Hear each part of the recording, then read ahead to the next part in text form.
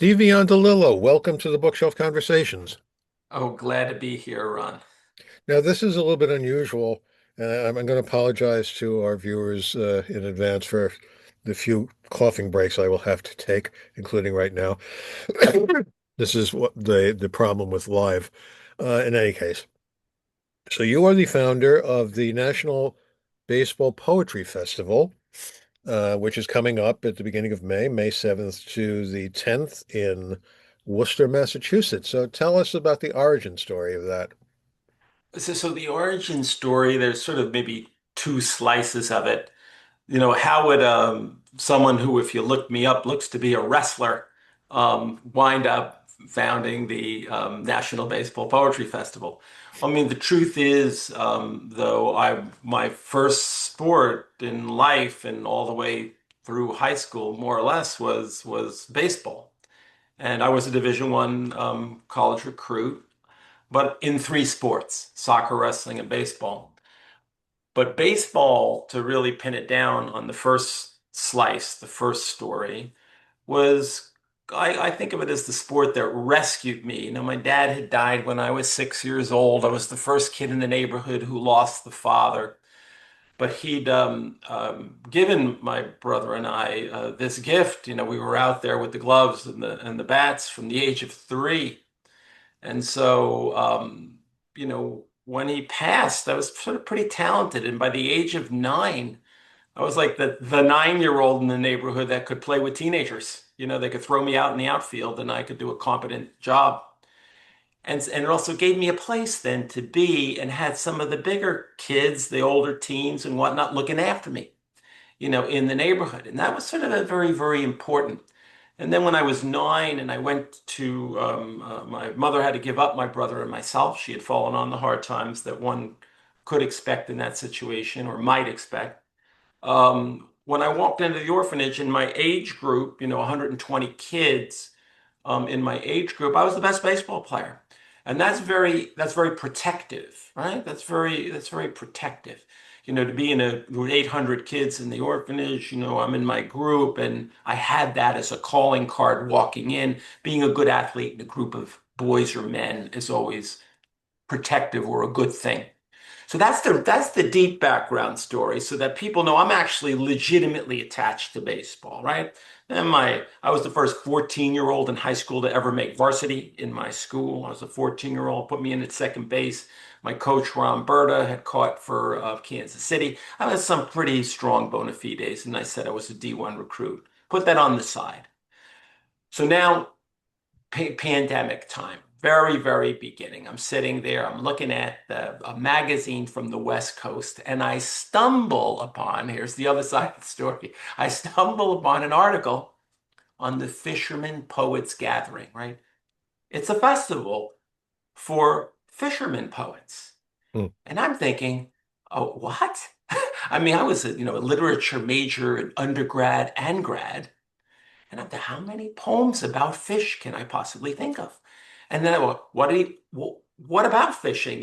Recreational fishing, commercial fishing, sport fishing. Bang. And right there in a nanosecond, light bulb goes off. There's a fisherman poetry festival, but there's no baseball poetry festival. Of all the possible sports, when I conceived the thought of sport fishing, I went, oh, wait a minute. Baseball, for goodness sakes.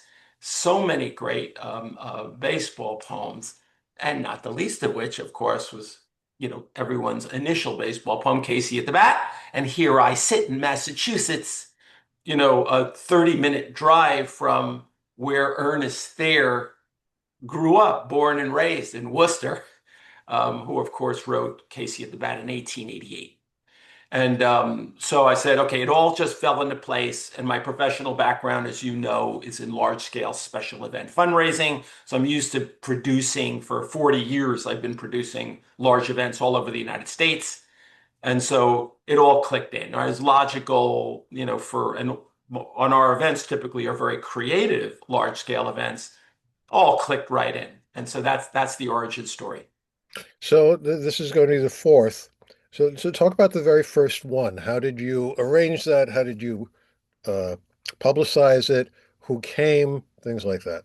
Yeah, so going back to that year one to see how this got off the ground, just to look at that. So I had had the meetings, the right meetings with the Woosocks who loved the idea, met with some of the corporate leaders in the city, loved the idea, and the linchpin meeting was with the CEO of the Worcester Regional Chamber of Commerce, Tim Murray, who was a former lieutenant governor here, who loved the idea and instantly put together a committee of 20 leaders in the state to make this thing fly.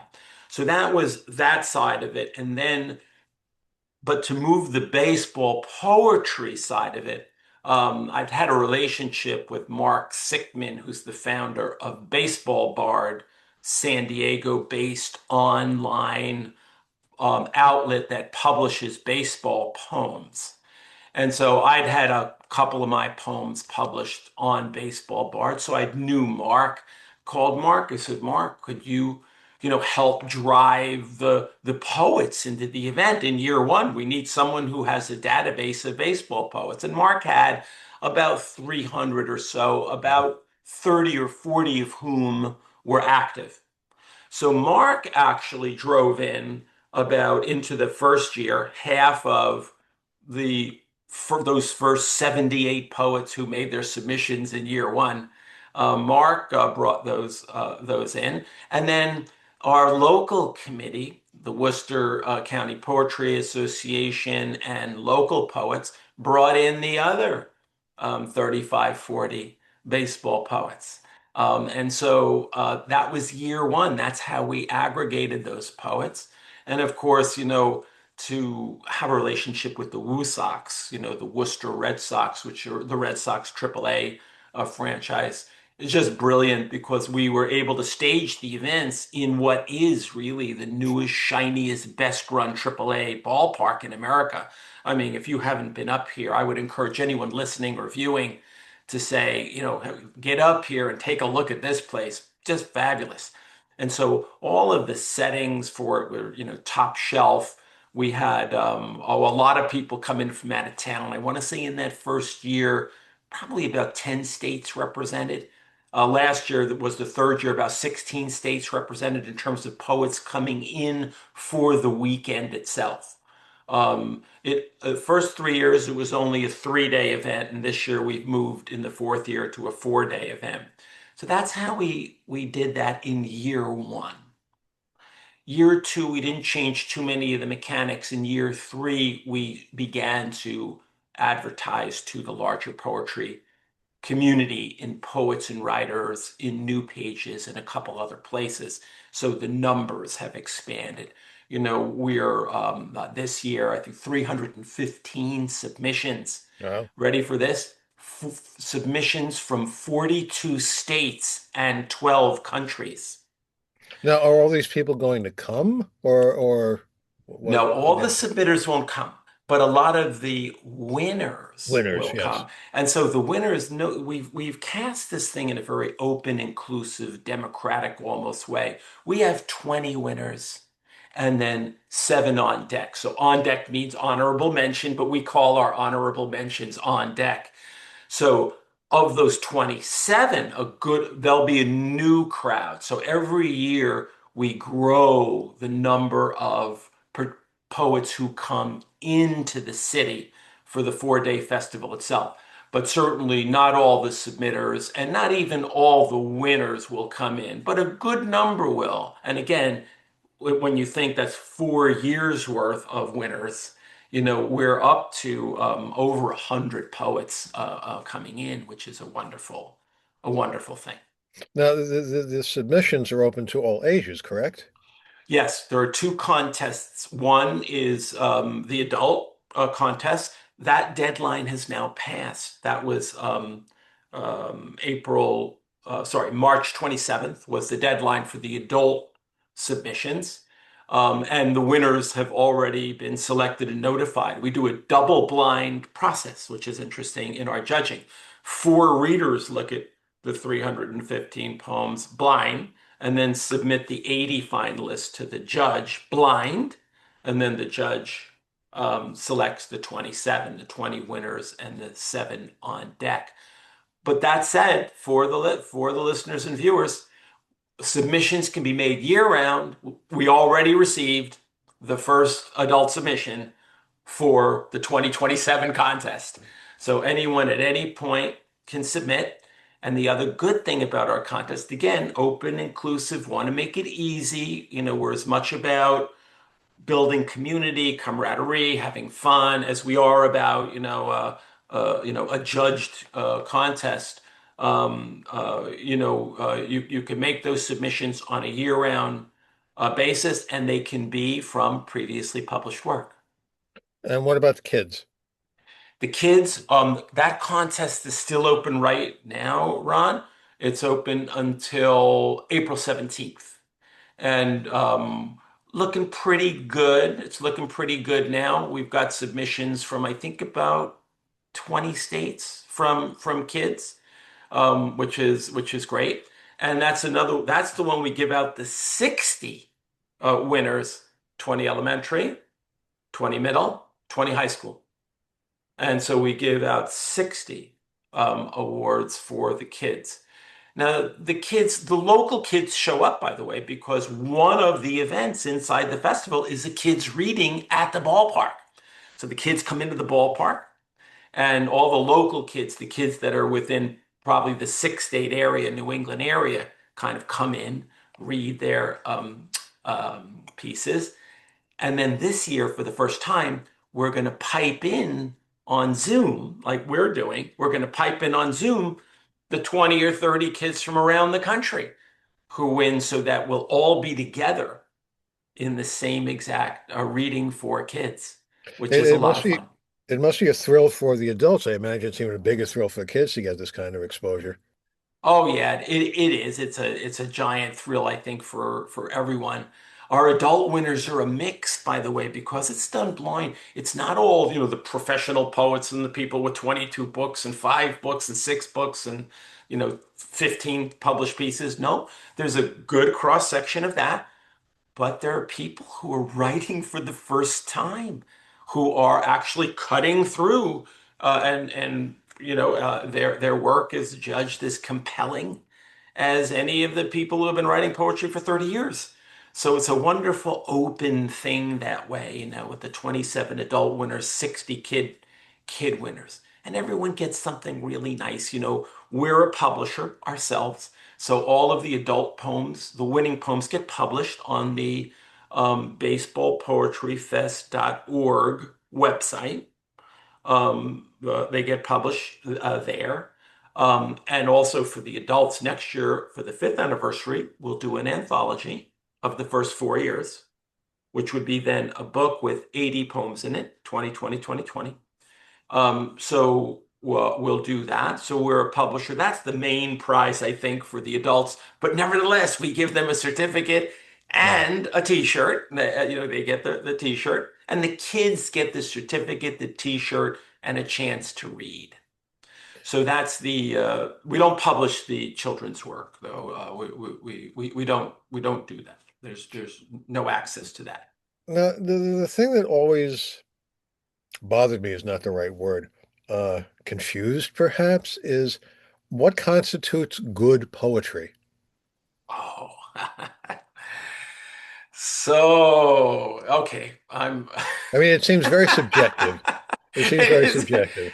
I'll probably receive hate mail, for what I'm about to say. So for really the hardcore poetry people out there, I am a student of Helen Vendler. Helen Vendler. So Helen Vendler was or is considered by many to be one of the three or four most important English language poetry scholars and critics in history, right? Not kind of randomly, not in all of the history of our language. So I have a pretty kind of sort of prissy background myself, and so, with years and years, decades of studying poetry, it's a long lecture. But I'm going to go to Billy Collins, former poet laureate of the United States, and I'm just going to say something again. Here's where the hate mail will come in. For the people who haven't, he says this, and you remember this from Malcolm Gladwell's book. Malcolm Gladwell says, in order to achieve mastery, you spend 10,000 hours. It's the theory of 10,000 hours. Point to Tiger Woods, point to whomever you want. 10,000 hours spent doing something will give you some mastery. So Collins starts there. He says, if you really want to get to the poetry and really, if you've studied it for 10,000 hours and can appreciate the structure and the metaphorical layers and all the different layers that we can go into, but we won't, you're probably making poetry. Remember the word poetry, poem, made object, poet, maker, right? You're making poetry. Now, writing it, you're making it, right? It's like think of it as an object almost that you pour over. For me, each of my poems takes 4 to 5 months minimally, with my longest taking 2 years. Imagine writing 32 lines for 2 years. Okay, it's a made object. So Billy says that, and then Billy says the following. He says, look, we don't want anyone to not write poetry, but the truth is most people are expressing themselves. They're not making poetry. Good. It's a good place to start. There's the things that you could look at and say, that person's expressing themselves. And then there's the other stuff you can look at and you say, wow, what went into that? The labor, the time that went into that. Amazing. So I just gave you that as a little bit of just a shorthand look at ways to begin thinking of is what's good poetry, what's not good poetry, what might it take to produce some better poetry. Hmm. So, Now, you had mentioned before we started that you had a poem that you thought you might want to read. so I've got, first of all, I've got two, and I'll just, but one's a 3 minute read, and I don't know if we can do that. Yeah, go ahead. Uh, if we can do a 3 minute read, I would do my poem in center field, and then the shorter read, because I know you're a Mets fan. I have a poem about the Yankees and the Mets, but I that's short and it's light. The in center field would interest the viewers. So Please. in center field, and I have it memorized, right? So I'm not going to read it. I'll just recite it for you, right? It happened on a summer day in 1965. Our softball season underway. The schoolyard was alive. I'd shagged fly balls in center field at least 1,000 times. The label on my glove had peeled. Like me, its age was 9. My dad had given me the glove the day that I was born. The gift outlived his hopeful love. By 6, my dad was gone. A boy without a father seeks a glade where he can grow, a place where nothing hurts or bleeds, a place where he feels whole. For me, that place was open sky on ground of black tar seal.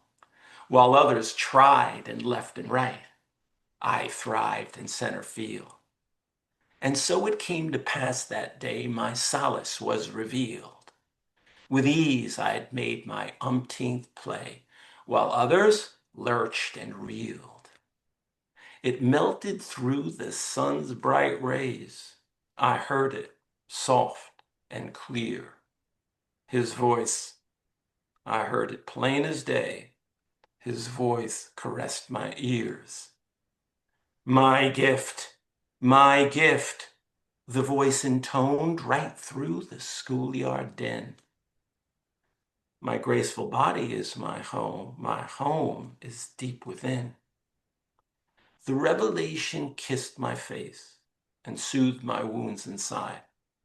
It told me how I'd find my place. It blessed my fragile life.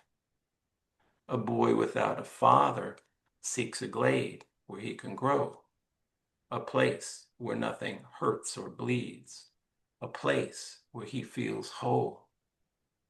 Now, I've lost my way a dozen times and tossed away some years, been tagged out by my foolish pride.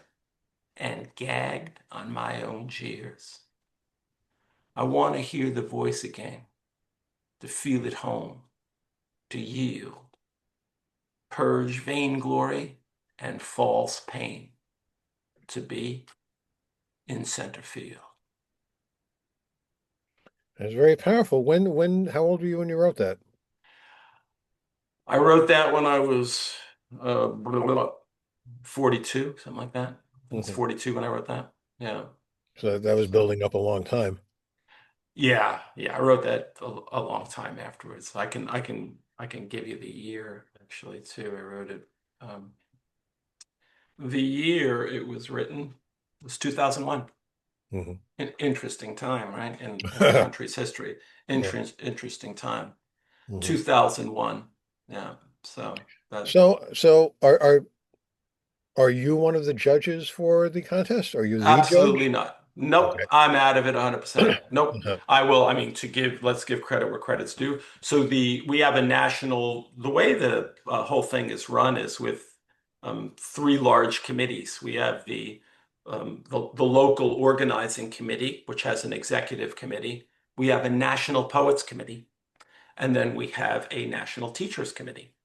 And by the way, if anyone listening is interested, you can contact us and we would be welcome your participation on our either poets committee or our teachers committee. And the way we run the judging is there are the readers come from the National Poets Committee, right? They're all on that committee, but they receive their things to read, their pieces to read, um, blind, right? No one knows anything. And then this year's judge was Steve Hickoff, who's the poetry editor of Spitball magazine. Oh. And so Steve, and then so the judges pass on the 81, it was 81 finalists to Steve this year, and Steve made the selections. So that's so the judge. It's we who run the festival. We stay far away from it. The core administration stays far away from that because we want it to be totally clean and clear and etc. So we're very proud of the way that the judging goes. It's very fair, very square. They do a great job. There's a, excuse me, an interesting video you have on your site which explains and introduces this whole poetry festival, and I will be linking that in the entry. So now, as we come to the close, if you would read that light poem. Ah, yes, the light poem. It's a fun piece. It's called Black, Blue, and White. Black, Blue, and White. And at the end, I'll make a wonky poetry comment. So I'll get my glasses on, and it's called Black, Blue, and White, right? And the title is the black, blue, and white is the color of the New York Yankees uniform, right? So two tribes roam the streets of the city, their colors like helmets and crests. The black, blue, and white of the Yankees, the bright blue and fire of the Mets. Black, blue, and white, bright blue and fire. We'll sizzle you, Stripes, 'cause we're high tension wire. Bright blue and fire, black, blue, and white. We'll bust your big head, Metropolitan Blight. The number of calls one might think of is limitless. Try it, it's true. Then next time you circle the other, call out the bad beats made by you. Our purpose, you see, is creative. We share a deep love of this game, of curveballs, and poems which begin with Monsieur Valerie's Ligne Donnée.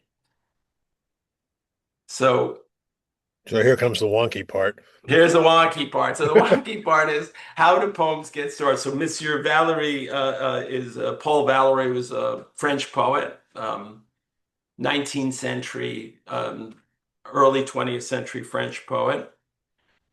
who had the observation that many poems start because you get a word or a phrase even a whole sentence is rattling around in your brains and you don't know where it comes. All of us have that experience. Some little thing gets stuck in your brain. So some people call it an ear with it from music. They'll call it an earworm or something like that with music. But the truth is, with or without music, we get these things stuck in our brain. And a lot of poems start that way. If something's stuck in your brain for 1 year, 2 years, for me, the phrase, because I was once asked, what's the color of the Yankees uniform? I didn't want to say it was blue and white.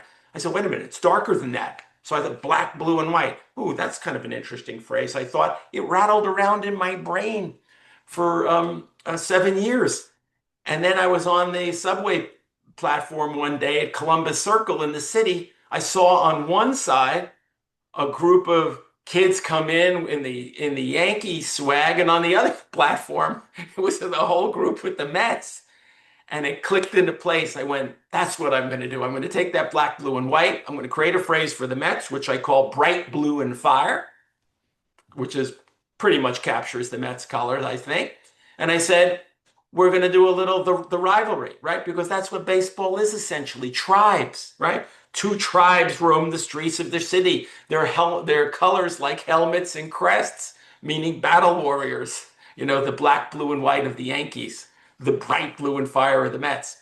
So to get ultra wonky, it's kind of a poem not only about the Mets and the Yankees and the tribalness of baseball and screaming at each other insults.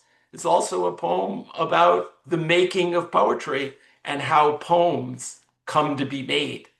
So wonky, short, wonky. If I could stand up and do it in front of you with all the gesticulation, this side of the platform, that it comes across a little better. But Mhm. nevertheless, it'll just show you made poetry, lots of thought, deliberate action, trying not to just express myself here, but trying to make a poem. So there you have it. Thank you for asking and allowing me to share, by the way, because Yeah. I didn't know we were going to do any sharing, so I appreciate it. So I'm Mhm. grateful. Well, Steve, Biondolillo, I want to thank you for taking the time to talk with us today. Good luck with the upcoming poetry festival. I'm sure it'll be a lot of fun. Thank you so much, Ron. Appreciate your time and this opportunity.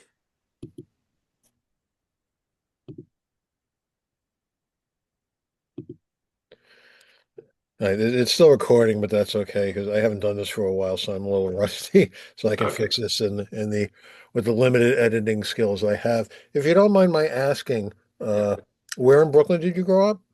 Well, I was born in Kings County Hospital. My father was from Myrtle Avenue, but I didn't really grow up there. They moved me pretty quickly from Myrtle Avenue to Sunnyside in Queens, Okay. which is right over the 59th Street Bridge. Hmm. Yeah, So it's I grew up in Brooklyn, so I was just oh, where'd you grow up?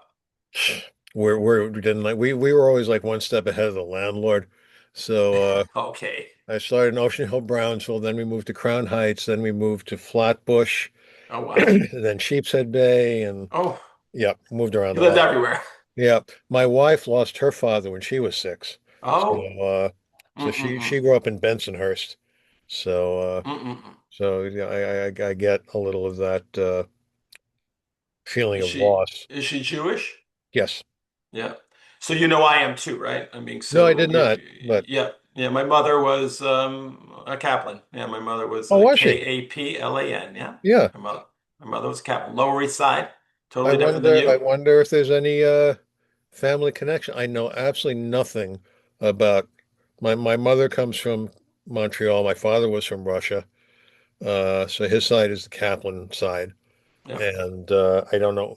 He Russia or Belarus, Minsk, because that's where the Kaplans see come from. see this is what I mean. I Yeah. just don't know. And Right. he passed away when I was 16, Okay. so I wasn't interested in the family story at that time. I got much more interested later when it was too late to find out because uh, there's really almost no one left that I keep in I would even know how to get in touch with. So Right. say So la vie. So my Kaplan background does come from, I used to say Russia because it's Yeah. Belarus. So people weren't making when you and I were growing up, people weren't making the distinction, Hmm. between, Russia and Belarus, but it's Belarus and Minsk, is in Belarus, not just Russia, right? So that's where the Kaplans, Kaplan, come from Uh-huh. on my crew. Um, and she grew up in the Lower East Side on Henry Street, right near the Henry Yep. Street settlement. Yep. That's where she grew up. Her father grew up on Myrtle Avenue in Brooklyn, and they met at the Copacabana. So, the people always ask, with a Sicilian family and a Jewish family, particularly they were an Orthodox Jewish household, how the hell did you wind up in the orphanage? And the truth is, it's hard to remember this. Go back to the 50s. You have a dark-skinned, olive, black-haired Sicilian, and then you have this snow white, like almost auburn hair Jewish ladies, interracial. It was Mhm. interracial back then. No Mhm. one, you can't imagine that because we only think interracial is black, white, Asian white. Well, go back to the 50s America. That's interracial. Mhm. And so they basically, neither family accepted the Right. offspring of this Yeah. pair, didn't Yeah. want anything to do with it. They both violated each other's families' codes. And so my mother fell into hard times, poverty, welfare, crime, bang, unload the Ooh. boys. Uh-huh. So that's how I wound up there. But in Pennsylvania, I got the wrestling, as you know, and ultimately I was in the '81 World Maccabi Games. I know you know a lot about the Maccabi I wrote a book Games. about the Maccabea games. I know you. I know. Mhm. I believe me. I looked at it. Mhm. So I wrestled in the World Games in Israel in '81. I was representing Canada, Mhm. living in Montreal, where Mhm. your mom's from.